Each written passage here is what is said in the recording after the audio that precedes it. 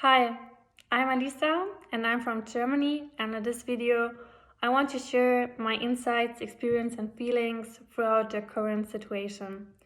These are,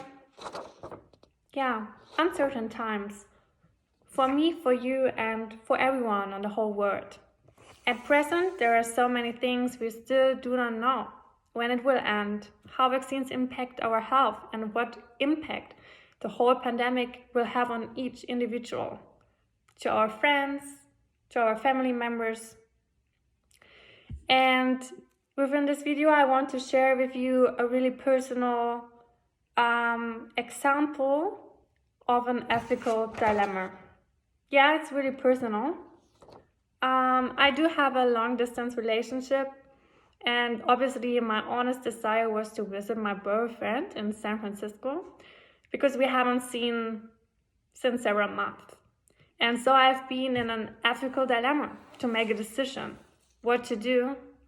Should I go? Shouldn't I go? So first of all, I made an honest effort to understand the whole situation, to distinguish facts from mere opinions. So I listened to my family members, especially I talked to my grandmas because they were scared of the virus, and they were also the most endangered persons who were surrounded by myself. So especially I considered the social science within my decision making. I tried to place myself in other person's position so I could understand my grandmother's point of view better.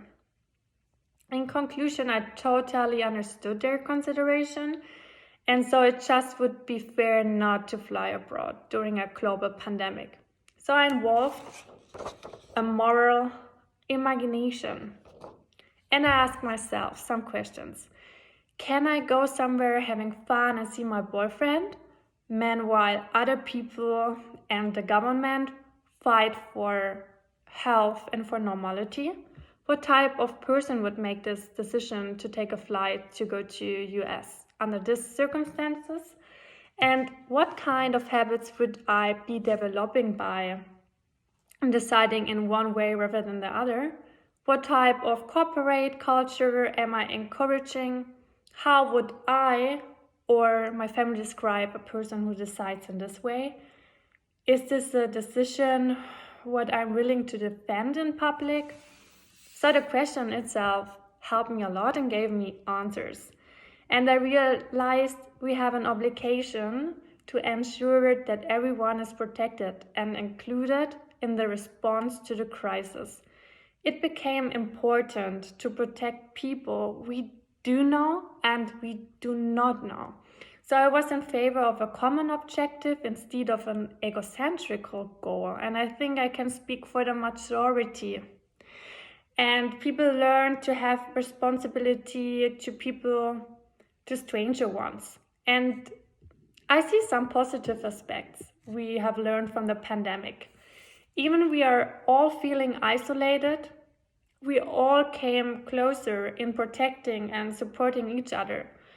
The crisis is forcing us to rethink how we would work together. And that's why we became more globally. But we need to consider other pressing questions throughout the pandemic, in my opinion. So like, for example, COVID-19 restriction and human rights and privacy.